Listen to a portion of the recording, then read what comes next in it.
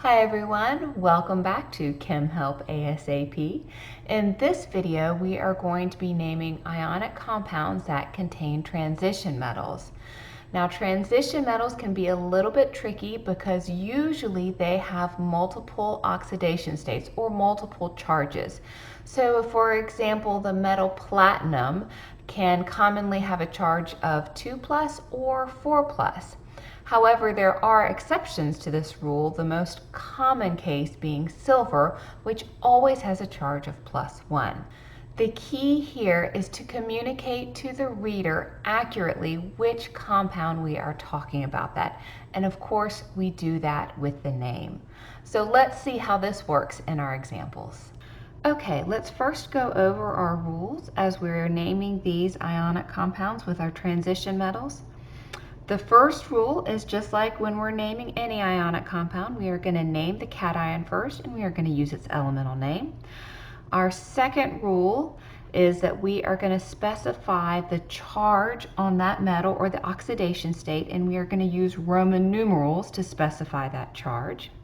And our third rule is we are going to name the anion. Now we will either use an IDE if we have a monoatomic anion, or if we have a polyatomic ion, we will simply use that polyatomic name.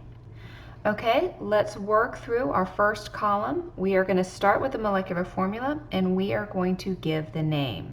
For my first example, I see that my metal cation is cobalt. I'm going to go ahead and write its elemental name. Now, cobalt is firmly in the D block. It is a transition metal and it can have multiple oxidation states or multiple charges, so I will need to specify what charge it has. However, before I get to that, I'm going to go ahead and name my anion. So if I look at my anion, I see that it's a polyatomic anion. So I'm going to go to my list to the left here, and I'm going to find ClO3. Here it is right here. Its name is chlorate. I'm going to go ahead and write that in. Now all I need to fill in is what the oxidation state or what the charge on that cobalt is. Now in order to figure that out, I need to do just a little bit of math. Cobalt, I do not know what its charge is. I'm just going to call it X. I know I need to add whatever the charge is on my polyatomic anion. Again, I had chlorate. My list gives me that charge. It has a charge of 1 negative. However, notice I have 2 of them, so I need to have a multiplier of 2. And of course, this is written as a neutral compound, so my charges must add up to be 0. So it's pretty easy to see here that X needs to be 2 in order to make this equation true. That means my cobalt has a charge of 2 plus. Now, I cannot simply write 2 plus in here because that is not how we specify the charge on the transition metal. Instead, let me erase this. Instead, I'm going to use my Roman numerals and put my 2 in just like so. So when I read this name, I would read it as cobalt 2 chlorate. Let's go on to our next example. Here I see my cation is lead. Yes, it is a transition metal. It has multiple oxidation states, so I know I'm going to need to leave space for my Roman numeral. However, I'm going to go ahead and name my anion. I see that it's a polyatomic ion. Let me find it to the left here. NO3, here we go. Its name is nitrate.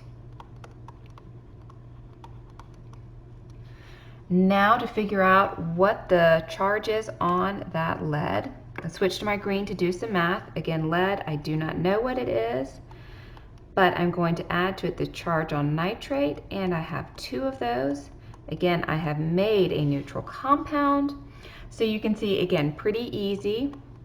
The charge on my lead here must be 2. I'm going to go to my Roman numerals. And here I have lead 2 nitrate. Last example. You may not recognize this W. This is actually tungsten.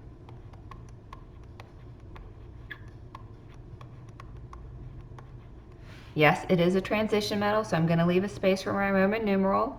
Let me find my anion here. SO3, here it is right here. That is sulfite. So I will write that in. Now to switch up to do my math. Tungsten, I am not sure. However, sulfite, I know, has a charge of -2, and I have 2 of them. This is a neutral compound, so that must equal 0. Again, it's pretty easy to see my X must equal 4.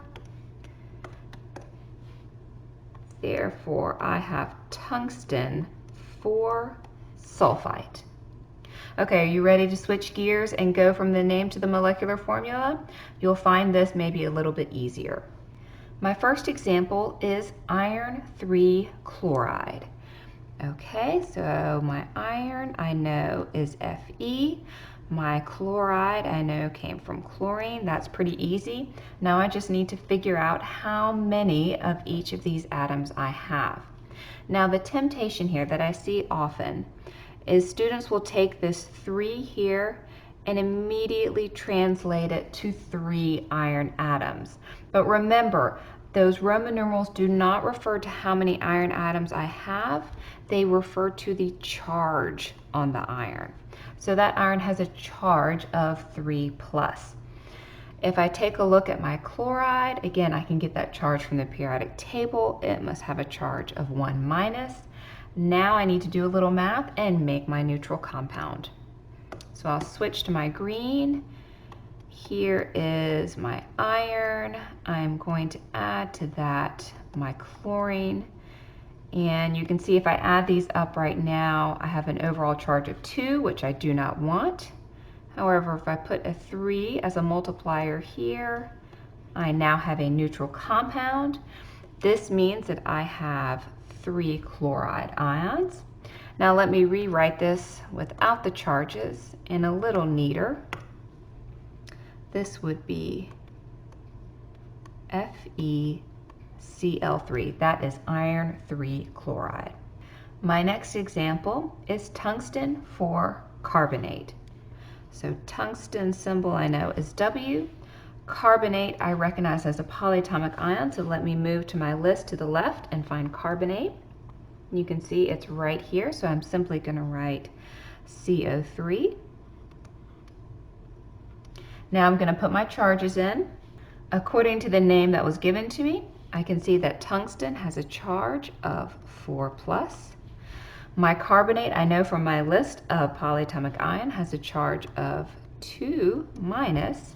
Now I just need to do my simple math and figure out how many of each I have. So here is my tungsten. I am going to add it to my carbonate. And right now, of course, this gives me an overall charge of +2. I do not want that. If I put a multiplier of 2 here, now I have a neutral compound. So therefore, I must have 2 carbonate anions. Now let's rewrite this without all that mess.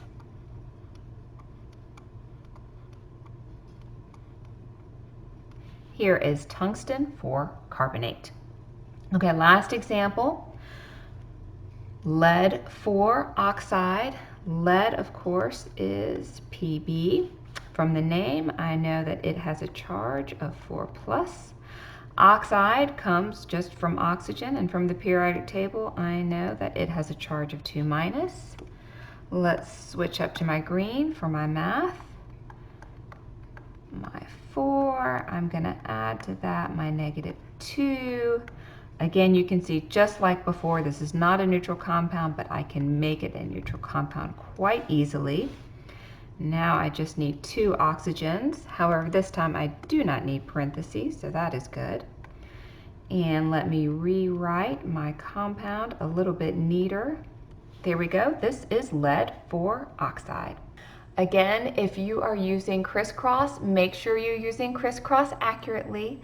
And when you are writing the name, please don't forget to add in those Roman numerals. I know it's an extra step, but it's so important to add those Roman numerals so that we can communicate accurately with our reader which compound we are talking about.